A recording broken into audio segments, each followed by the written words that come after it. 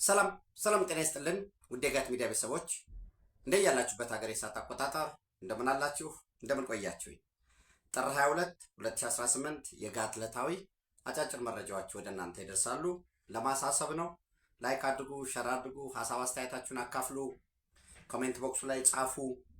የመረጃ ክፍተቶች ካሉ የበለጠ እንድንመማርበት አዳዲስ መረጃዎችን አስቀምጡ። የእናንተን ግንዛቤ ምልከታ አካፍሉን። የጋት ሚዲያ ሜምበር ሁኑ።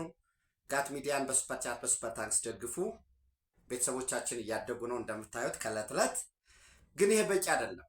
ወደ እናንተ መረጃ ለማድረስ ስለ እውነት ቤተሰቦች ምስክር ናችሁ። ዋጋ ይከፈልበታል። ብዙ የመረጃ ምንጮች ጋር እንደውላለን፣ እናሰሳለን፣ ቬሪፋይ እናደርጋለን። እንዲሁ ነው ወደ እናንተ ለሚደርስ መረጃ ሌሎችም ቢሰሙ ሌሎችም ቢከታተሉት ቢያዳምጡት መልካም ነውና የጋት ሚዲያ አምባሳደሮች ናችሁ። ሰብስክራይብ አድርጉ፣ አትጎዱም። ጋት ሚዲያ የሚባል አለ ብላችሁ ነገሩ ሰብስክራይብ አስደርጉ። ይህን ካልኩ ዘንድ በውሎ ጦርነቱ አሁን ትግራይ ውስጥ ያለው ጦርነት የእጅ አዙር ጦርነት ነው። የኢትዮጵያ ጦርነት አይደለም። የትግራይ ህዝብ ጦርነት አይደለም። የትግራይ ህዝብ ግን ጥያቄ አለው። የኢኮኖሚ ጥያቄ አለው። የፖለቲካ ጥያቄ አለው። የተፈናቀሉ ወገኖች አሉ። ወደ ቀያቸው ወደ ቀድሞ ስራቸው መመለስ አለባቸው። በጦርነት የወደሙ መሰረተ ልማቶች አሉ። ከነውስንነቶቹም ወደ ስራ ለማስገባት ተሞክሯል። ግን በቂ አይደለም፣ ይቀራል። ልማት ይፈልጋል። ሰርቶ የሚያድር ነው። ይሄ ለፖለቲካል ኮሬክትነስ የምናደርገው አይደለም። ደግሞ የትግራይ ልማት፣ የትግራይ ብልጽግና፣ የትግራይ እድገት ለጎረቤቱ አፋር፣ ለጎረቤቱ አማራ፣ ለጎረቤቱ የትግራይ ህዝብ ወሳኝ፣ ለጎረቤቱ የኤርትራ ህዝብ ወሳኝ። ኤርትራ ሰላም ሲሆን ትግራይ ሰላም ይሆናል። ትግራይ ሰላም ሲሆን አማራ ሰላም ይሆናል። አማራ ሰላም ሲሆን ሌላውም ሰላም ይሆናል። ጦርነት አስፈላጊ አይደለም። ይሄ ጦርነት ህዋት ማክሲመም 50 ቢሆኑ ነው። እንግዲህ በዛ በ50 ውስጥ ግን እንደ ኔትወርኪንግ በዛ ውስጥ የተሰገሰገ ጥቅመኛ ተለላኪ የለም እያልኳቸው አይደለም። የ50 የ60 ሰዎች ፍላጎት ነው የጦርነት። የሚከስሩት ደግሞ 50-60 ሰዎች አይደሉም። እነሱማ የፌዴራል መንግስት ወደ ትግራይ በሙሉ አቅሙ የሚገባ ከሆነ ማምለጫ ተዘጋጅቶላቸዋል። ፓስፖርት ተዘጋጅቶላቸዋል። በሄሊኮፕተርም እስከ ድንበር እስከ ኤርትራ ድንበር ከሄዱ በኋላ ከዛም በሄሊኮፕተርም ሊያወጧቸው ይችላሉ ሳይሆን ዝግጅቱ ያ ነው። ይሄ ጦርነት የግብፅ ጦርነት ነው። ይሄ ጦርነት የሻቢያ ጦርነት ነው። ይሄ ጦርነት የህወሓት ጥገኞች ያ ራሱን ፊውዳሊዝምን ልታገል ነው። ፊውዳሊዝም ለኢትዮጵያ ሳንካ ሆኗል። በፊውዳሊዝም ላይ 60 እንግዲህ ለነገሩ 67 ሲገቡ ፊውዳሊዝም ወድቋል። አዲሱን መንግስት እንኳን ለማየት እድል አልሰጡ። አሁንም ብልጽግና መጣ። ያንን እንኳን እስቲ እድል እንስጠው፣ እስቲ አብረን ተቀራርበን እንስራ አላሉ። ከለውጡ ማግስት ጀምሮ የነበረውን የምታውቁት ነው። ለቀባሪያ እናረዳው። አሁንም እነዚህ ጥቂት መሰሪዎች ናቸው። ቢበዛ 50 ነው የሚሆኑት። መለላክ ነው ስራቸው። ሻቢያ የኢትዮጵያ የቀይ ባህር ጥያቄ ወደማይመለስበት ደረጃ መድረሱን አምኗል፣ ተደርቷል። በነገራችን ላይ ምን ያህል አስፈላጊ ነው የሚለው ካልሆነ በቀር 2-3 ጊዜ እኮ ማነጋገር ተሞክሯል፣ ተነግሯቸዋል። ከዛ ወደብ የሚባለውን እርሱት ሲሉ ከቆዩ በኋላ መቼም ቢሆን እኛ የንግድ ወደብ ከልክለን እኮ አናቅም ወደሚለው የመጣ በጫና በድርድር ነው። አሁንም የባህር በር የኢትዮጵያ ህጋዊ ባልሆነ መንገድ አንደኛው ባንዳር 4 ኪሎ ሌላው ባንዳር አዲሃሎ ገብተው በህገወጥ መንገድ ያጣ ነው የባህር በር በቅርቡ ባጠረ ጊዜ እንደሚመለስ ያውቃል ሻዕቢያ። የደህንነት መዋቅሩ ከእጁ እንዳመለጠ ያውቃል። ሚሊተሪ ስትራክቸሩ መፈንቅለ መንግስት ልታደርጉ ነው ተብለው የተወሰኑ ገሚሶቹ ታስረው ታመው ሞቱ እየተባለ ደብዛው ያጠፋላ አሁንም እስር ላይ ነው ያለው። አጥፍቼ ልጥፋ እጄን አጣጥፌ አላይም በሚል ትኩረት ፍለጋ ነው። በዚህ ትኩረት ፍለጋ ህወሓት እየተዋጋ ያለው የትግራይ ህዝብን ለመማገድ እየሞከረ ያለው በተለላኪነት ነው። የትግራይ ህዝብ ጥያቄ አለው፣ የአማራ ህዝብ ጥያቄ አለው። የሆነ ጥያቄ የሌለው ህዝብ የለም ትናንት፣ ጥያቄ የሌለው ህዝብ የለም ዛሬ፣ ጥያቄ የማይኖረው ህዝብ የለም ነገ። ቀጣይ ነው፣ አዳጅ ነው። የሰው ልጅ በህይወት እስካለ ፍላጎት አለው። ፍላጎት እስካለው ደግሞ የስልጣንም ሊሆን ይችላል፣ የኢኮኖሚም ጥያቄ ሊሆን ይችላል። የግል መብት ይከበር፣ የቡድን መብት ይከበር። ትናንት እንዲከበርልህ የታገልክበት የሞትክለት ያ ጥያቄ ሲይዝ ያደርግና ሌላ ደግሞ ጥያቄ አለኝ ያለ ይመጣል። ይሄ ጥያቄ ግን በአንድ ወቅት ክቡር ጠቅላይ ሚኒስትሩ እንዳሳሰቡት ህወሓት ወያኔ ከዚህ በኋላ የጦር መሳሪያን ብትደግፈው የጦር መሳሪያ የሚደግፉት ብቻም ሳይሆን ድጋፍ ብቻም ሳይሆን ተዋጊ ኃይል እንኳ ቢጨምሩለት አብሮት ቢዋጉ ሊያሸንፍ አይችልም። 3 ዓመት ከምንዋጋ 10 ዓመት እንነጋገር። አንድ ቀን ከምንዋጋ 1 ዓመት መነጋገር ነው ይሻላል። ጦርነት አውዳሚ ነው። ስለ ጦርነት መረጃ ወደ እናንተ ስናደርስ ስለ ትንኮሳው፣ ስለ ግጭቱ አጠቃላይ እንቅስቃሴው ስንናገር ጦርነቱን ፈልገ ነው ወይ የጦርነት መረጃ ለመናገር አይደለም። አውዳሚ ነው። ደም ነው የሚፈስበት፣ አጥንት ነው የሚከሰከስበት፣ ንብረት ነው የሚወድምበት። በኢትዮጵያ ወገን ያለው ድልም እኔ ኢትዮጵያ እንድታሸንፍ የምፈልገው ግን የሚከስረው በኢትዮጵያ ወገን ያለው ልጅ ነው። በተላላኪነት ስላሰለፉት ወያኔ ዳግም 4 ኪሎ ይገባል፣ ኢትዮጵያ ትፈርሳለች ወዘተረፈ የሚለው ቅዠት ነው። ሊሆን አይችልም። እነሱም ያውቁታል። ግን ሻዕቢያ ከኋላ እየገፋው ነው። ዘንድ ሻዕቢያ በኋላ ከመግፋት ባለፈ እንግዲህ በትናንትናው ዕለት 2 መካናይዝድ ኃይል ይዞ ነው የመጣው ሻዕቢያ። ታህታይ አዲያቦ ወይ ታችኛው አዲያቦ የሚባለው ማለት ነው። ታህታይ አዲያቦ 2 ክፍለ ጦር፣ 1 እግረኛ፣ 1 መካናይዝድ አሰልፏል። ይዞ ገብቷል ታህታይ አዲያቦ። በላዕላይ አዲያቦ የሚባለው ደግሞ ጎደፋይ በተባለ ቦታ 1 የሻዕቢያ ክፍለ ጦር በአካባቢው ካለው የህወሓት ታጣቂ ጋር ራሱን የትግራይ መከላከያ ኃይል ወይም ትግራይ ዲፌንስ ፎርስ ብሎ ከሚጠራው ኃይል ጋር በጋራ ተቀናጅቶ መታወቂያ የትግራይ መታወቂያ እንዲዘጋጅላቸው እንዲሰጣቸው በተሰጠ ትዕዛዝ መሰረት የትግራይ ታጣቂን ዩኒፎርም ለብሰው የትግራይ መታወቂያ ተሰጧቸው ለጦርነት ለቀጣይ ግዳጅ ዝግጁ ሆነዋል። የሻዕቢያ የቀጥታ ተሳትፎ ነው እየነገርኳቸው ያለው። በተመሳሳይ አዲግራት የነበረ የሜካናይዝድ እና የስለላና ደህንነት ማሰልጠኛ ነበረ። ያንን አዲግራት የነበረው የደህንነትና የስለላና የሜካናይዝድ ማሰልጠኛ ወደ አጉላ ወደሚባል ቦታ ተሸጋግሮ በዚህ ሜካናይዝድና ስለላ ማሰልጠኛ በነበረው የሻዕቢያ 1 ክፍለ ጦር እንዲገባበት አቅጣጫ ተቀምጦ እየተንቀሳቀሱ ነው ያሉት። በዚህ ደረጃ አሰልጣኞች መካናይዝድም ስለላ የሚያሰለጥኑ የሻዕቢያ ሰዎች ናቸው። አዲሱ ነገር ምንድነው? የህወሓት ታጣቂ በየአርሚ ያለው በፍጹም አንዋጋም፣ ጥያቄዎቻችን ትናንት የነበሩን ጥያቄዎች አልተመለሱም፣ በጦርነት ሳይሆን ከጦርነትም ደግሞ ትናንት ዘር ጨፍጭፏል፣ እናቶቻችንን ደፍሯል፣ ትልቁን ጄኖሳይድ ፈጽሞብናል ብለን ደረጃ የሰጠነው ሻዕቢያ ጋር ሆነን የምናገኘው ድል የለም፣ ከነሱ ጋር አንዋጋም የሚል በየቦታው በየግንባሮች ጥያቄዎች እየተነሱ ነው። እንግዲህ ለዚህ በጣም በሚገርም ሁኔታ አርሚ 11 የምትባለዋ ይሄ ደደቢት ይህን መረጃ ልስጣችሁ ሃርድ ፋክት ስለሆነ ማለት ነው። አርሚ 11 ስላችሁ እናንተም የበለጠ እንድታጣሩት በሚል ነው። አርሚ 11 በዛ በአርሚ 11 ውስጥ 2 ክፍለ ጦሮች አሉ። ደደቢት የሚባለውና ወልቃይት የሚባል ክፍለ ጦር። እዛ ውስጥ ያለው ሙሉ ለሙሉ በሚባል ደረጃ በውጊያ የተመታው እንደተመታ ሆኖ እየጠፉ ነው ያሉት። አንዋጋም እያሉ ገሚሱ ሀራ መሬት ያለው የትግራይ ፒስ ፎርስን እየተቀላቀለ ነው።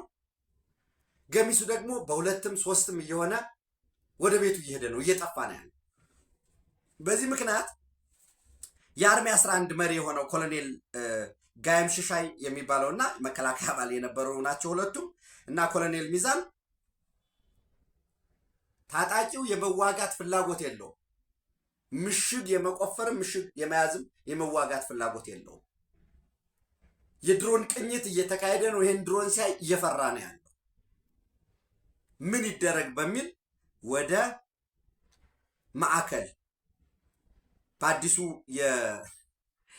በአዲሱ አሁን ሙሉ ለሙሉ በሚል ጦርነት ለመክፈት ባቀዱት የመረጃ ዋና አዛዥ ሆኖ ለተሰየመው ለጀነራል ማሾ በየነ የአድዋ ሰው ነው። በነገራችን ላይ ከሻዕቢያ ጋር ሆኖ 3 ወሳኝ የሚባል አዛዦችን አቋቁመናል ብለዋል። አንደኛው ጀነራል ወዲም በይተይ ዋና አዛዡ ነው። አሁን በውጊያው የአድዋ ሰው ነው። ዘመቻ አዛዡ ጀነራል ዮሐንስ መዲድ በተመሳሳይ የአድዋ ሰው ነው። የመረጃ ዋና አዛዥ ሆኖ የተቀመጠው ጀነራል ማሾ በየነ የአድዋ ሰው ነው እና ለጀነራል ማሾ በየነ ተደውሎለት ነበር። ከጸረ ድሮን የሆኑ ሰዎች ሻዕቢያ ይልካል፣ ምንም ችግር የለም ብለህ አረጋጋቸው።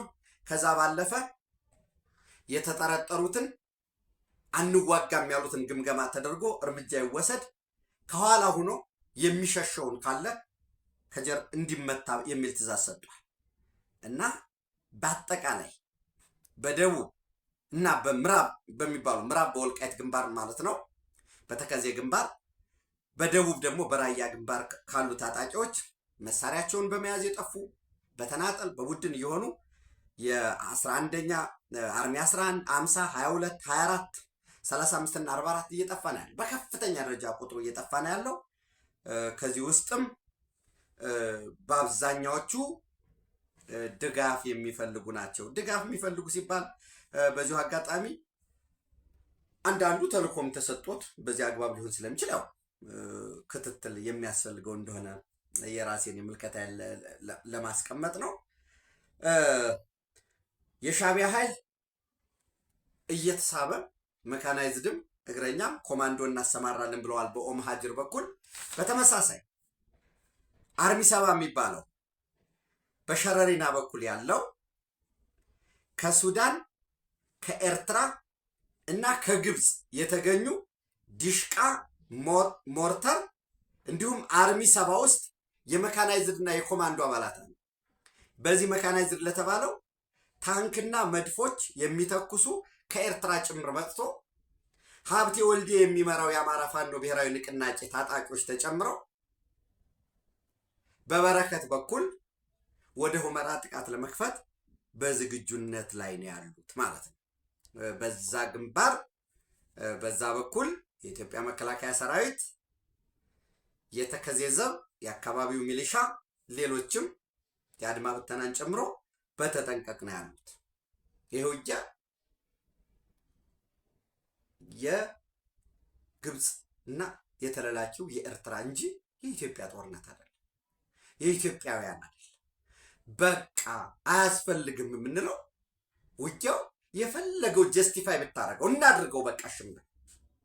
አሁን እንደምታውቁት ለትግራይ ወንድሞች ለሌላውም ይሁን ሻዕቢያ ጥፋት ፈጸመብን ጄኖሳይደር ነው ሲባል ነው የኖረው። ወል አንዳንዶቹ ደግሞ ሎጂካል ነው የፌዴራል መንግስት ጋብዞ ነው ያመጣው። ስለዚህ የፌዴራል መንግስት ጋብዞ ባመጣበት ትናንት ትክክል ከሆነ ዛሬ እኛም ብንጋብዘው ምን ችግር አለ ከተባለ ጄኖሳይድ ፈጸመብን ሻዕቢያ የሚባለው ነገር አብቅቷል ማለት ነው። አሁን እንግዲህ ስለ ታሪክም ልናወራ ነው ነገ። አሁን የትግራይ ልሂቃን የትግራይ ጸሐፍት ጄኖሳይድ ፈጽሞብን ነበረ ማን? ሻዕቢያ። ኦኬ ችግር የለው። ከዛ መንግስት ጋብዞት ነው ይባል። እንግዲህ የሚጽፉ ሰዎች ናቸው የሚወስኑት ዘወይ ናሬት እንዴት እንደሚያደርጉት እድሜ ከሰጠን። አንዳንዶች አሁን ሲጽፉ በጣም ድክም ያደርጋል። ይሄ በአማራ በኩል የአማራ ነፃ አውጪ ነኝ ወልቃይትን የፌዴራል መንግስት ሊሰጥብኝ ነው ምናምን የሚለውን ይሄን ሲተነትን የነበረውን በአማራ ማለያ ሲታገል የነበረውን ሴንሴሽናል የሆነውን ጭምብሉን አውልቆት ወጥቷል። በታሪክ ፊት ተዋርዷል። እንግዲህ የአማራ ፋኖ ብሔራዊ ንቅናቄ እነዚህ ከናመራሩ እየተናደም ቢሆን የአማራን ርስት ወይም የአማራ ህዝብ አንዱን ጥያቄ አሳልፈው ለመስጠት በባንዳነት የታገሉ በሚል ታሪካቸው ይጻፋል። ሰው የህወሓት ሰዎች ስለ ህዝብ ታሪክ አይደለም ማወራቸው። ልሂቃኑ እንግዲህ መጀመሪያ ላይ እንደዚህ ነው ጄኖሳይድ የፈጸሙብን፣ በኋላ አብረን ታግለን ተሸነፍን ነው የሚሆነው ማለት ነው። እና አንዳንድ ጊዜ የሻዕቢያ ከነ መካናይዝዱም ከነ ታጣቂውም ተስቦ ወደ ትግራይ መምጣቱ ጥሩም ሊሆን ይችላል የምላችሁ ከኢትዮጵያ የውጊያ ካፓቢሊቲ ዝግጁነት ከአድቫንስመንቱ ጋር ያለው ነው። አይ ቲንክ በዚህ ዙሪያ ሌላ ተጨማሪ ዝርዝር ማለት የሚጠበቅብኝ አይመስለኝም። ከፍተኛ የሆነ ከአስመራ ውስጥ ከፍተኛ የሆነ ስብሰባ፣ ከፍተኛ የሆነ ውጥረት፣ ከወትሮ የተለየ የጸጥታ ኃይሎች እንቅስቃሴ እንዳለ ነው መረጃዎች የሚያሳዩት። በተመሳሳይ ትግራይ ውስጥ ከፍተኛ የሆነ አፈሳ እየተደረገ ነው። ምንድን ነው መረጃዎቹ? አይ ቲንክ አድዋ፣ አዲግራት፣ ዛና፣ አስገደ ጽምብላ ከነዚህ እየታፈሰ ነው። አላማጣ የነበረው የውስን ቁጥር ያለው የፌዴራል ፖሊስ የመከላከያ እነዚህ መውጣቱን ተከትሎ አላማጣ ከገቡ በኋላ እያፈሱ ነው ያሉ ወጣቱ እያፈሱ ምንም ስልጠና ሳይሰጡ እንግዲህ በወልቃይት ግንባር ሊያሰልፉት ሂውማን ዌብ ሊጠቀሙበት እንዳቀዱ ነው መረጃዎች የሚወጡ። የተወሰነ ዝርፊያ ነገር ተሞክሮ እንደነበረ ነገር ግን አሁን እንደቆመ አንዳንድ መረጃዎች አሉ። አንዳንዶቹ አይ ሰፋ ያለ ዝርፊያ ነበር የሚል አለ። እኔ የደረሰኝ የተወሰኑ ሰዎችን የሚፈልጓቸው ሰዎችን እየወሰዱ እያሰሩ እንደሆነ፣ በተለይ በባለፈው የጥምቀት በዓል አልተከበረም አላማጣ ላይ ከሁለቱ መንበረ ሰላማና ዋናው ማዕከል በዛ ውስጥ እንዳይከበር አድርገዋል የሚባሉትን የማሰር የማዋከብ በከፍተኛ ደረጃ ወጣቶችን የመውሰድ አለ። የነምሬ ወዳጁ ኃይል ደግሞ አላማጣ ገብቶ እየቀሰቀሰ ነው ያለው። አብረን እንዋጋለን ድጋፍ አድርጎ እያለ ነው። በታሪክ ፊት እዋጋልሃለሁ አለውልህ ደጀን ለሆነህ ነው ሲል የነበረው። በተመሳሳይ የአማራ የፖለቲካ ኤሊት መዋቅር ውስጥም ያለው ፓርቲ ውስጥም ያለው ቦልዱን የምናገርበት ጊዜ ይመጣል። እድሜ ጤና ይስጣል። የለም የፌዴራል መንግስት የፖለቲካ ሂሳቡን አስቦ ባላንስ ኦፍ ፓወር የሚባል እኮ ጉዳይ አለ እና በዛ ምክንያት ተላልፎ ቢሰጥ እንደ ደጀን ሆኖ ያገለግላል፣ ብዙ ጫና ማድረስ አያስፈልግም እያለ ሲደግፍ የነበረው በታሪክ ፊት አንገቱን የደፋበት መጀመሪያውም እነ ምሬ ወዳጁ እነ ዘመነ ካሴ ህወሓት አድቫንስ አድርጎ እንገልፍ ሲያደርግ እንደ ተጠባባቂ ልክ የ1984 ምናምን የሚባል ነበረ። በቃ እዚያ ድርድር ላይ ስልጣን ይጣልልናል የሚሉ የአብዮታዊ ዲሞክራሲ መቃብር ጠባቂዎች የኢህአዴግ ወጣት ሊግ ለሚባለው በዛ ውስጥ የተመለመሉ በቀጥታም በተዘዋዋሪም ከህወሓት ሰዎች ጋር ከጥገኞች ጋር ንክቼ የነበራቸው ናቸው።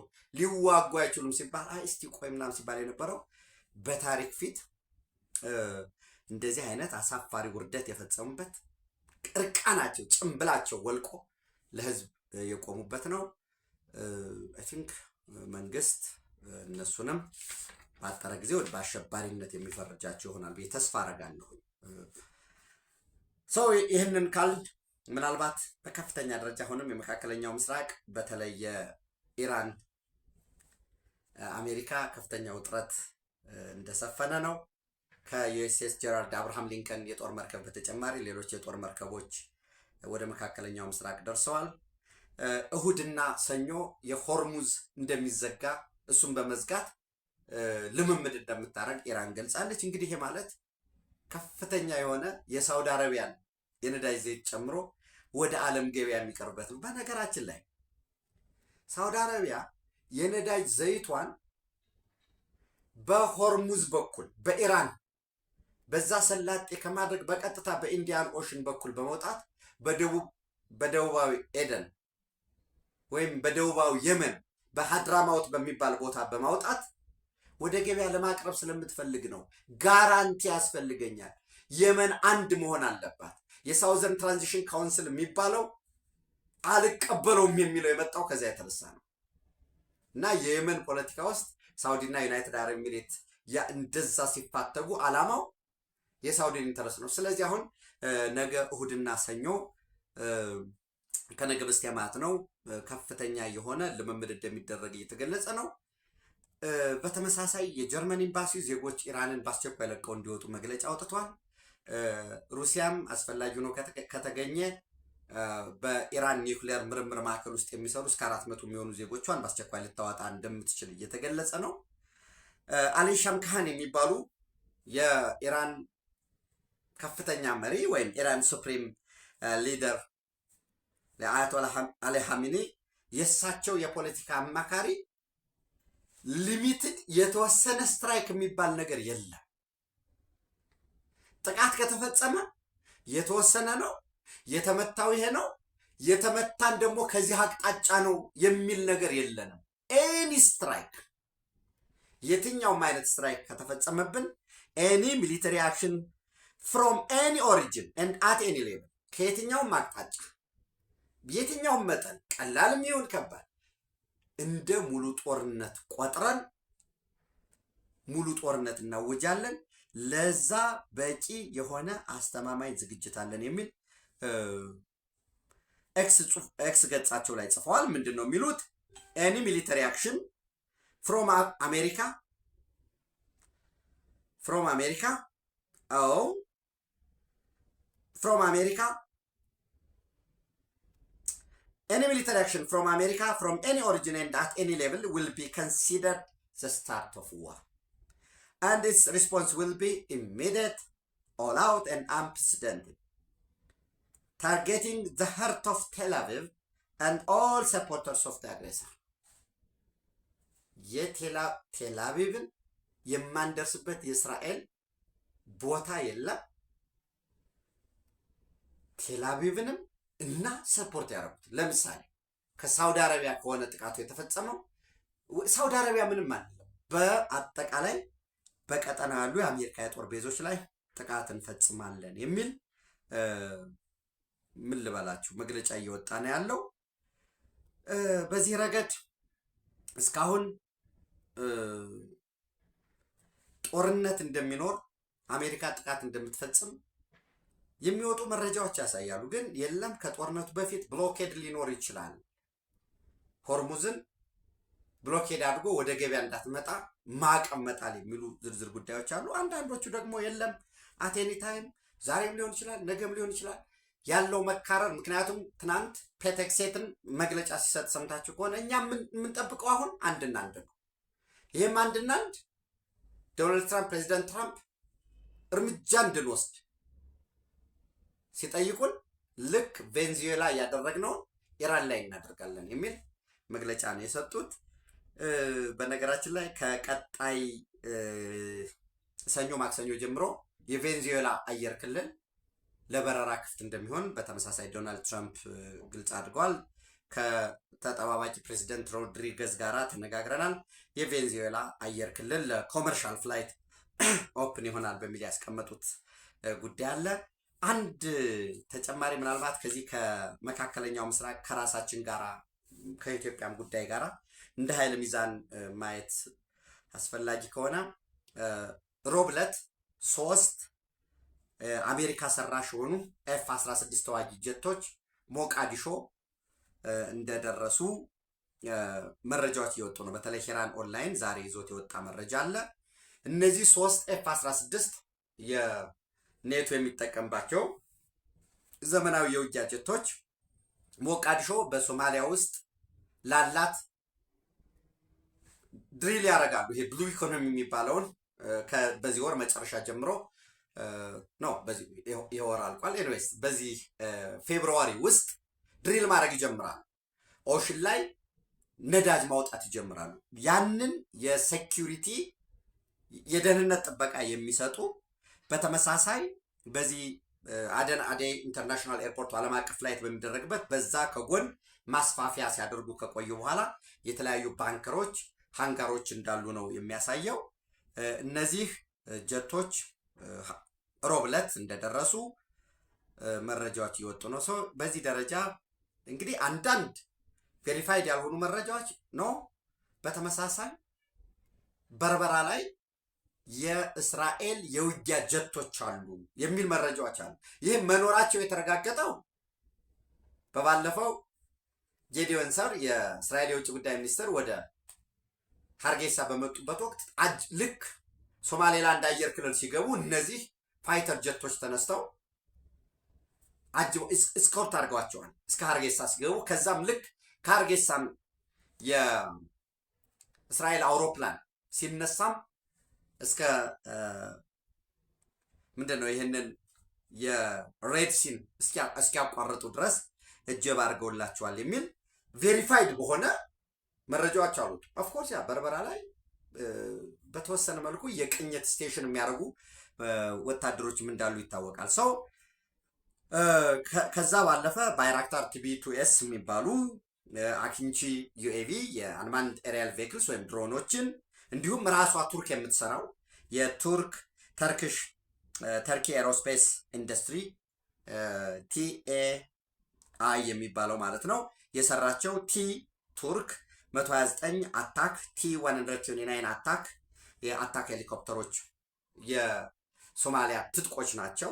በእነዚህ ላይ የኤፍ-16 ጀቶች መጨመር በቀጠናው ላይ እንግዲህ ሶማሊያ ይሄ ትጥቅ ካላት በተመሳሳይ ኤፍ-16 ከዛ በላይ ያለ ትጥቅ ወደ ሸመታ ኬንያ ይሄዳል ማለት ነው። በኢትዮጵያ በኩል ያሉ ዝግጁነቶች አሉ። በ2030 ያለንን የአየር ኃይል አሁን ያለንን ትጥቅ በሁሉም ረገድ ኢቭን ሁሉንም አቅሞቻችንን ማሰልጠኛ ትምህርት ቤቱንም የአየር ምድብ ማዘዣዎችንም የተዋጊ ጀቶችን የጭነት ማመላለሻ የሰው ማመላለሻ የድሮን በሙሉ እጥፍ የማድረግ እንቅስቃሴ አለ። ይሄ ባለበት የሶማሊያ ይሄ ካፓቢሊቲ መኖር በተመሳሳይ የሶማሌላንድ ጉዳይ አለ። የእስራኤልና ቱርክ ደግሞ ያለውን ፍጥጫ የምታውቁት ነው።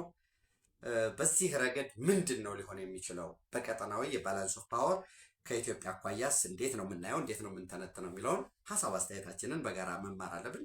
ጀስት ማይ ሃይላይት። ከዛ ባለፈ አሁንም ደግሞ አሉ መጨረሻ ጦርነት ሰው ይበላል፣ ደም ያፈሳል፣ አጥንት ይከሰክሳል። ይሄ ጦርነት የኢትዮጵያ ጦርነት የትግራይ፣ የአማራ፣ የኦሮሞ የማንም ጦርነት አይደለም። የትናንቱ ጦርነቶች የዛሬውም ጦርነት የቀይ ባህር ጉዳይ አይቀሬ ነው። የትግራይ ህዝብም ህወሓት ከተባለ ለነጻነት ልታገል ነው ብሎ ከተነሳ በኋላ ምድሩን እንደርስቱ የትግራይን ህዝብ ደግሞ እንደ ጭሰኛ እንደ ባሪያ የሚቆጥረው ደሙን ዋግም ተሰክቶ ደሙን የሚመጣው ይሄ ሰው በላ ስርዓት ተለላኪ ስርዓት ለአንዴና ለመጨረሻ ጊዜ ይነቀላል። በዚህ ረገድ የወልቃይት አስተዳዳሪ አቶ አሸተ ደምለው ዝግጁ ነን፣ በእውቀት ፊትም ዝግጁ ነን፣ በእውቀት አደባባይ ለዓለም አቀፉ ማህበረሰብ ለኢትዮጵያም ህዝብ እኛ የምንጠይቀው ማንነታችን ይከበር፣ የአስተዳደር ጥያቄያችን ከመሬት በተነጠለ የሰው ጥያቄ ነው። ለዳግም ባርነት አንጋለጥም። በእውቀት በኩል ዝግጁ ነን፣ በጥበብ በኩል በተመሳሳይ ባሪያ ሆነን መኖር ስለማንፈልግ የተከዜ ዘብም እያንዳንዱ የወልቃይት ህዝብም ከጀግና የኢትዮጵያ ሀገር መከላከያ ሚኒስቴር ከሌሎች የጸጥታና የደህንነት ተቋማት ጋር በመሆን በየትኛውም አቅጣጫ የሚመጣን ወራሪ እንቀለብሳለን፣ ለዚህ ዝግጁ ነን የሚል አውጥተዋል መረጃ። ሌሎች ተጨማሪ አስተማማኝ የሆኑ ትኩስ ፍታ መረጃዎችን ቬሪፋይድ የሆኑ መረጃዎችን ወደ እናንተ ማድረሴን እቀጥላለሁ። ኢትዮጵያ በክብር ለዘላለም ትኖር። ታንኪዩ